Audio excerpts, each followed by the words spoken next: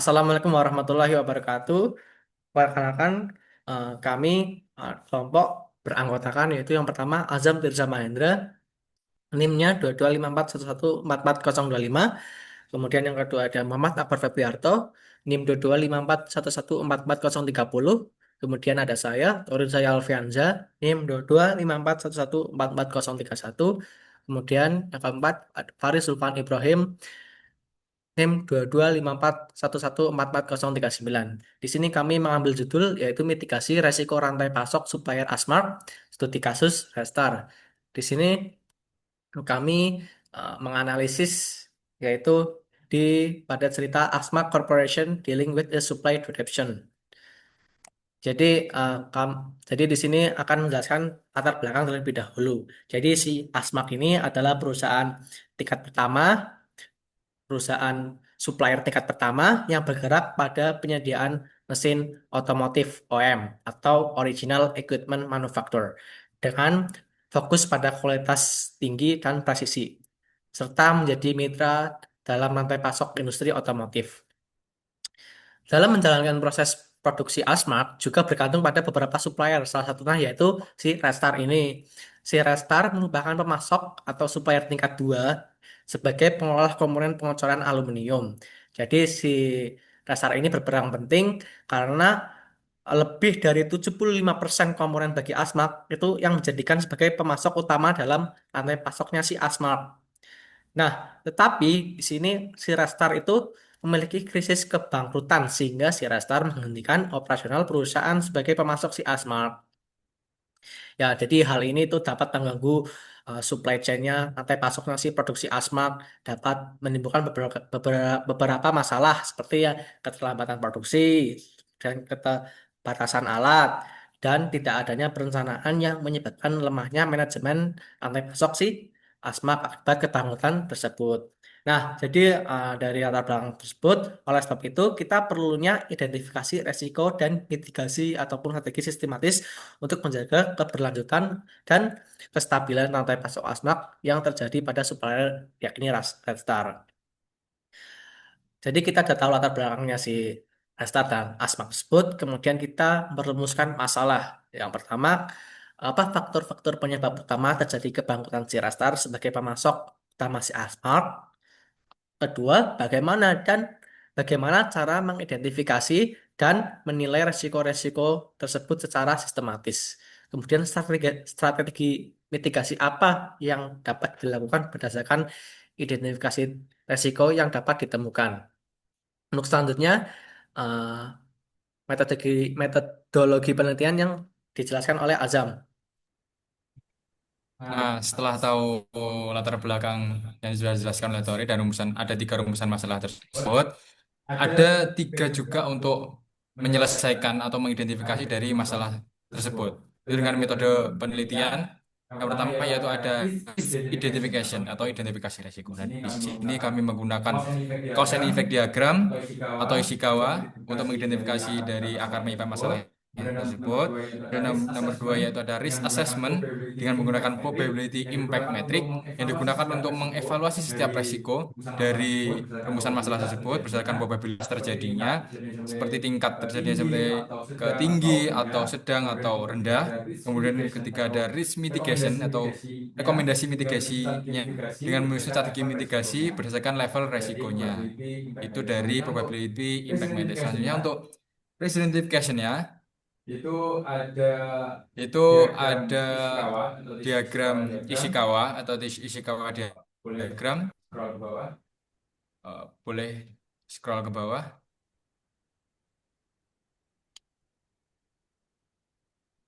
Sudah, Sam? Saya ngelik. Kebangkutan. Lah, kok ngelik? Lah, alah, aku yang ngelik.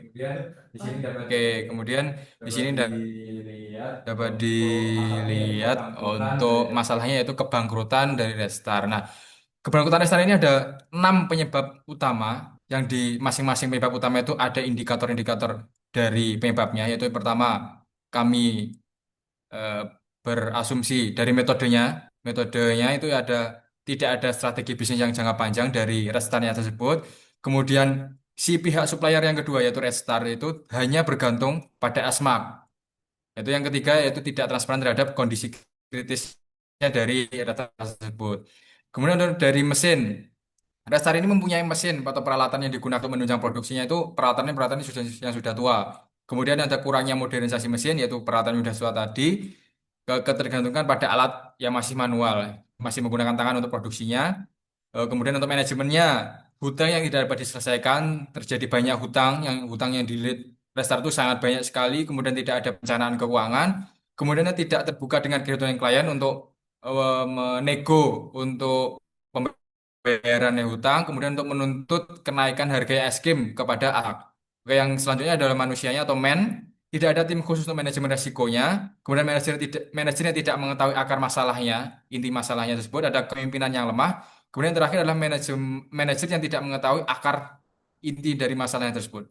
Kemudian untuk materialnya itu tidak adanya inventaris, jadi masih banyak-banyak produk atau material yang masih tercecer. Kemudian ada environmentnya, itu berhubungan dengan peralatannya tersebut, ada lingkungan yang panas, berdebu, keras, dan berbahaya karena masih bergantung pada alat manual. Kemudian ada yang terakhir yaitu tekanan dari persaingan global, seperti dari Brasil dan lain-lain. Kemudian selanjutnya akan dijelaskan oleh Muhammad Akbar Oke. Febiarto. Eh, Selanjutnya di sini ada risk assessment. Untuk tabel pertama ini ada penentuan untuk probability dan impact. Misalkan dari probability-nya tinggi dan impact-nya itu sedang akan menghasilkan risk levelnya tinggi. Sedangkan kalau probability-nya sedang, impact-nya tinggi, risk level akan tetap tinggi. Nah, untuk probability yang rendah tapi impact-nya tinggi akan menghasilkan risk levelnya sedang seperti itu. Oke, next tabel probability impact matrixnya. Baik, yang pertama untuk resikonya itu tidak ada strategi bisnis jangka panjang. Mendapatkan probability-nya tinggi, impact-nya tinggi, mengakibatkan risk levelnya tinggi. Diasumsikan tidak ada rencana ekspansi atau transformasi yang hanya bergantung pada satu pelanggan, yaitu Asmark. Yang kedua, bergantung hanya pada Asmark. Probability-nya tinggi, impact-nya tinggi, risk level-nya tinggi. Diasumsikan 90% bisnis restart berasal dari Asmark. Yang ketiga, tidak transparan terhadap kondisi krisis. Probability-nya tinggi, impact-nya tinggi, risk level-nya tinggi. Diasumsikan tumpukan hutang disimpan dalam laci dan akuntan dipecat. Yang keempat, peralatan tua. Probability-nya tinggi, impact-nya sedang, risk level-nya tinggi. Diasumsikan mesin dan tooling yang sudah digunakan kurang lebih dari 10 tahun rentan terjadinya rusak. Yang kelima, kurangnya modernisasi mesin. Probability-nya tinggi, impact-nya sedang, risk level-nya tinggi. Tidak ada investasi diasumsikan tidak ada investasi saat biaya naik dan terjadinya persaingan meningkat. Yang keenam, ketergantungan pada alat manual. Probability-nya sedang, impact-nya sedang, risk level-nya sedang. Diasumsikan banyak proses dilakukan secara manual, baik pemukulan, ledger, dan cetakan. Selanjutnya, yang ketujuh, hutang yang tidak dapat diselesaikan. Probability-nya tinggi, impact-nya tinggi, risk level-nya tinggi.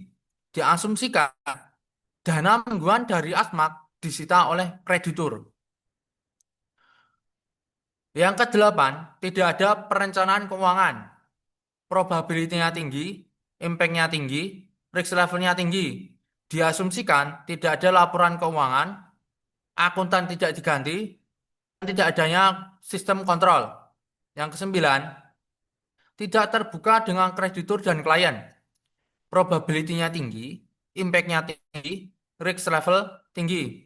Diasumsikan tidak menginformasikan kondisi ke Asmat dan melakukan keputusan mendadak dengan menutup restart. Yang ke-10, menuntut kenaikan harga ekstrim. Probability-nya sedang, impact-nya sedang, risk level-nya sedang. Diasumsikan, tuntut 5 berpesan kenaikan harga plus retroaktif 8 bulan yang mengganggu relasi dengan Asmat. Yang ke-11, tidak ada tim khusus manajemen risiko. Probability-nya tinggi, impact-nya sedang, risk level-nya tinggi. Diasumsikan tidak ada deteksi awal kebangkrutan, tidak ada pencegahan atau backup plan. Yang ke-12, manajemen tidak mengetahui akar masalah. Probability-nya tinggi, impact-nya tinggi, risk level-nya tinggi. Pemilik, yaitu Walden, mengolah teknis tapi tidak finansial. Kontrol yang buruk.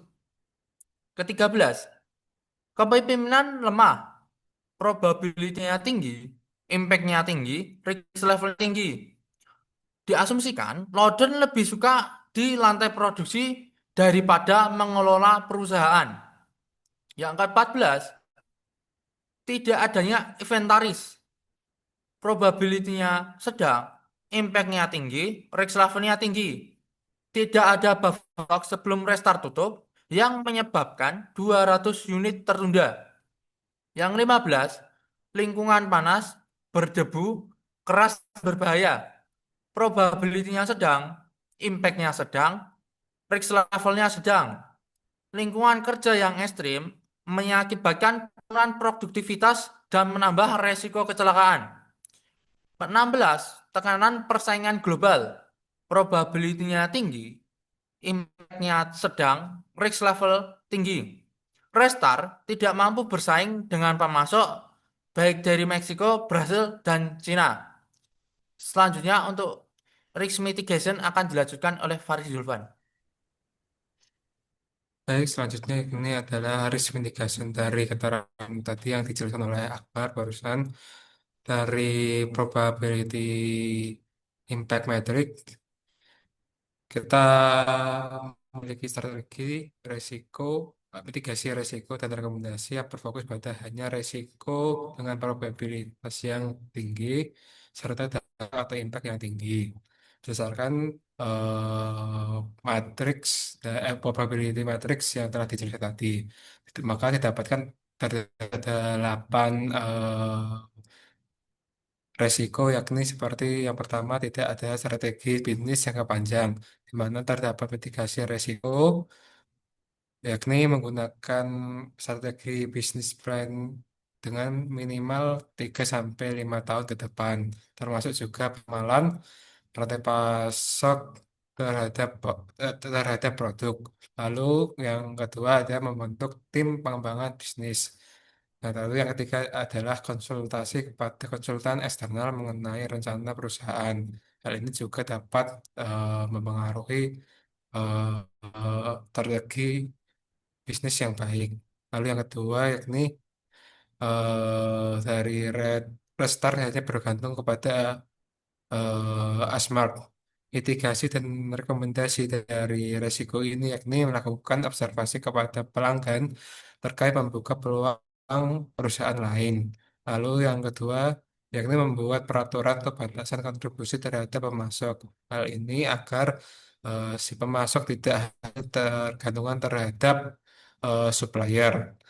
Lalu yang ketiga, tidak adanya transparansi terhadap kondisi krisis, di mana mitigasi dan rekomendasi yakni membuat sistem laporan keuangan serta operasional produksi mingguan kepada manajemen. Lalu yang kedua, menggunakan sistem ERP dalam proses akuntansi dasar serta pengecekan atau audit keuangan perusahaan secara teratur untuk untuk mitigasi tidak adanya transparan terhadap kondisi krisis di perusahaan restart. Lalu yang keempat yakni hutang yang tidak dapat diselesaikan. Mitigasi dan rekomendasi berdasarkan risiko tersebut yakni seperti negosiasi ulang dengan kreditur terkait tenggang waktu pembayaran utang.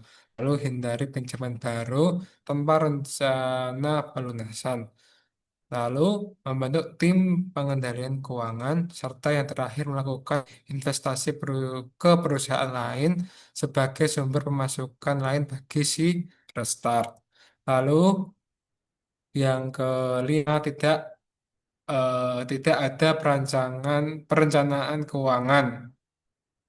Hal ini terdapat mitigasi dan rekomendasi seperti membentuk divisi keuangan yang dipimpin oleh staf profesional serta membuat evaluasi anggaran rutin bulanan serta arus kas. Dan yang terakhir ini membuat laporan laba rugi dengan detail. Lalu yang keenam, tidak terbuka, maaf itu ketutupan agak di bawahin tolong.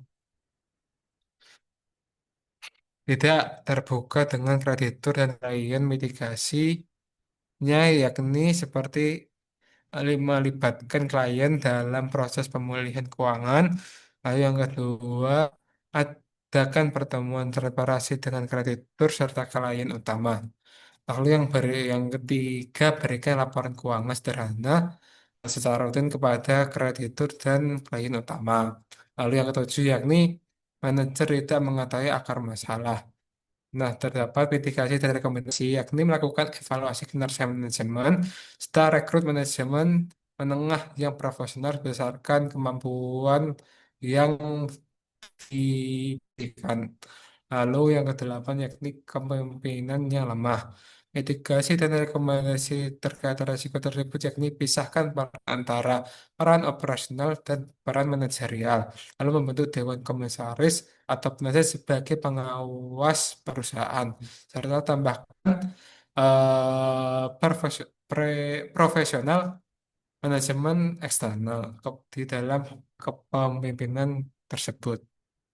Lalu terdapat kesimpulan serta saran, yakni kebangkrutan Restar sebagai penyedia utama Asmark menyoroti perlunya manajemen risiko rantai pasok yang solid dan terencana. Selain itu, melalui identifikasi dengan metode Fishbone sebagai eh, identifikasi resiko dan evaluasi menggunakan probability impact sebagai mengetahui tingkat atau nilai dari setiap resiko, terungkap bahwa resiko-resiko dengan probabilitas dan dampak yang tinggi berasal dari lemahnya manajemen keuangan. Lalu ketergantungan pelanggan tunggal serta kepemimpinan yang tidak profesional, serta tidak adanya transparansi dan perancangan jangka panjang.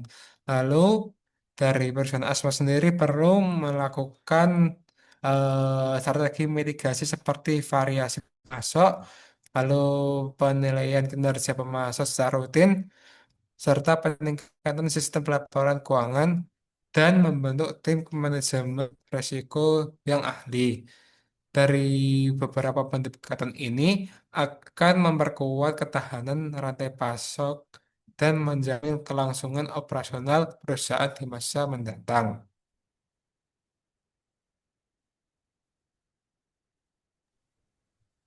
Jadi seperti itu cukup. Sekian presentasi dari kelompok kami, yaitu jika ada kesalahan dari kelompok kami meminta maaf sebesar-besarnya.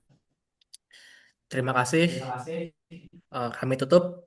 Wassalamualaikum warahmatullahi wabarakatuh. Waalaikumsalam warahmatullahi wabarakatuh.